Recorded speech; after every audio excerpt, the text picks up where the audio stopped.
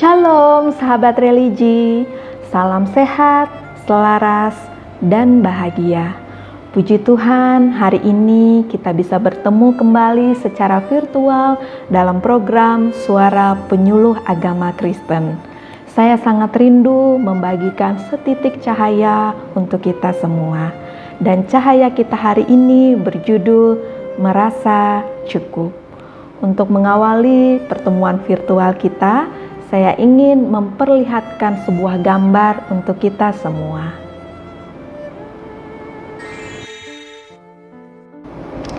Sahabat religi, gambar yang baru saja kita lihat merupakan gambar dari model kemah suci di Timnah Park, Israel.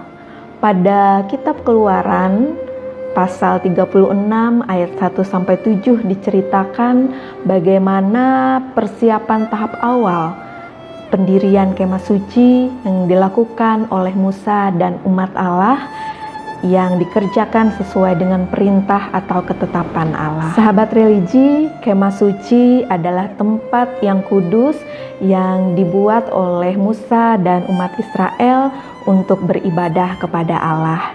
Sejak masa itu atau masa perjanjian lama, cara kerja gotong royong sudah menjadi cara kerja yang digunakan oleh Musa dan umat Allah dalam membangun kemah suci atau mendirikan tempat ibadah kepada Allah.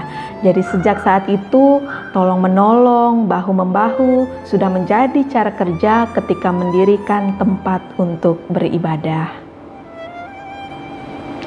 Sahabat religi, dalam proses pendirian kemah suci, umat Allah memberikan atau menyumbangkan apa yang mereka miliki.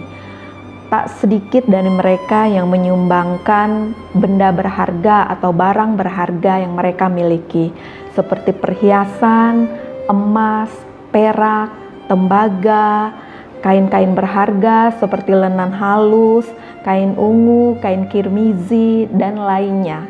Mereka berikan, mereka sumbangkan dalam rangka persiapan pendirian kemah suci.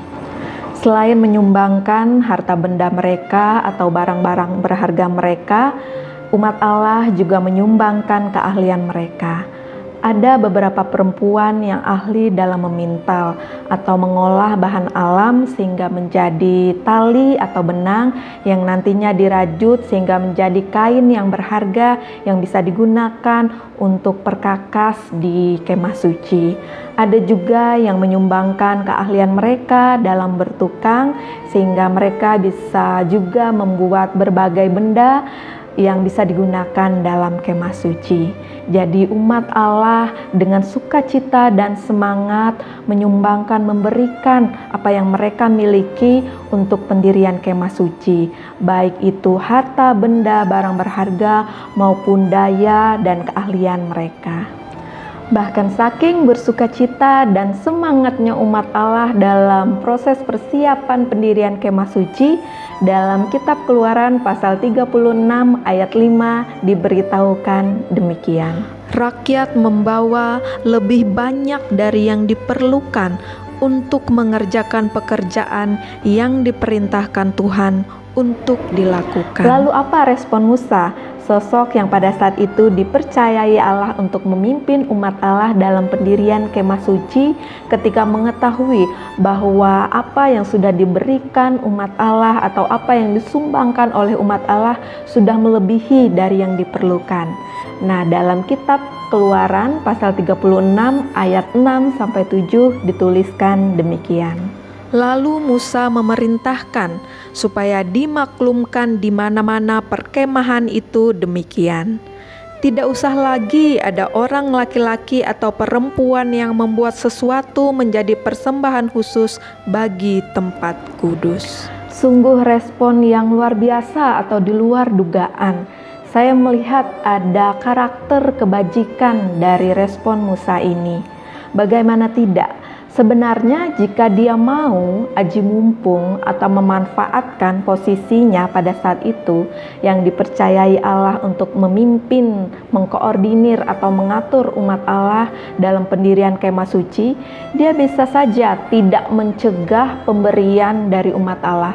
Biarkan saja pemberian itu terus mengalir dan dia manfaatkan atau gunakan untuk kepentingan pribadi atau kepentingannya sendiri. Tetapi respon Musa tidak. Dia mencegah atau menghentikan umat Allah untuk memberikan lagi karena memang apa yang mereka perlukan untuk persiapan pendirian kemah suci sudah cukup. Jadi pemberian umat Allah bisa dihentikan sampai di sini. Sahabat religi, penentuan sikap atau tindakan dari Musa ini mengingatkan saya pada salah seorang dosen ketika saya masih menempuh pendidikan teologi beberapa waktu yang sudah lewat.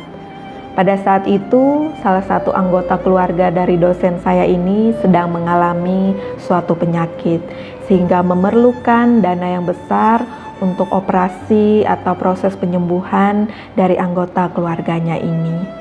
Umat atau jemaat yang mengetahui kesusahan hati dosen saya ini tanpa disuruh, dengan murah hati berdasarkan kasih Kristus secara sukarela dan sukacita mengumpulkan dana untuk menolong dosen saya ini, mengantarkan anggota keluarganya untuk operasi sehingga diharapkan anggota keluarganya ini nantinya bisa segera sembuh. Selang beberapa waktu, dosen saya tersebut membuat suatu unggahan pada laman media sosialnya yang berbunyi demikian.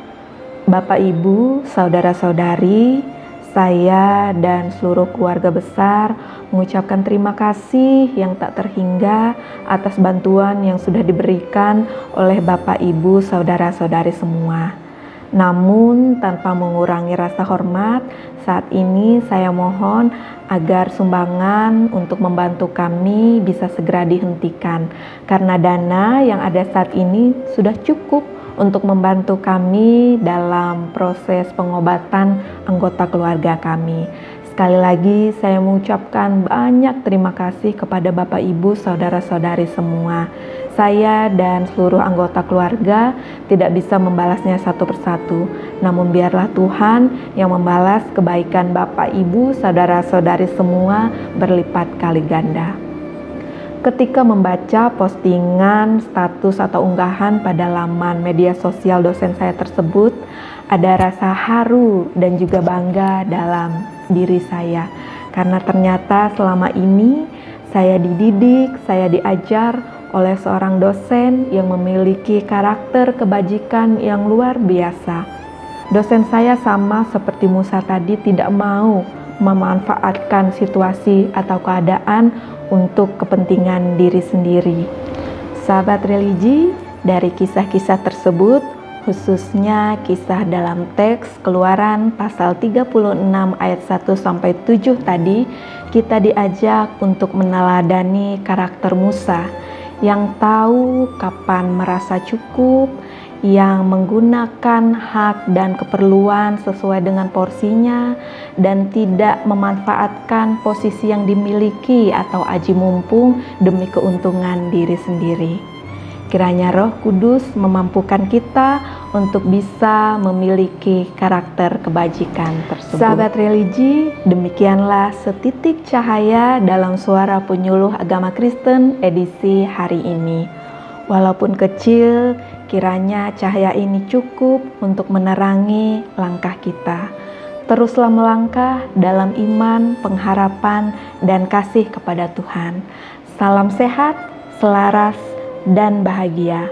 Salam terang bagi Indonesia.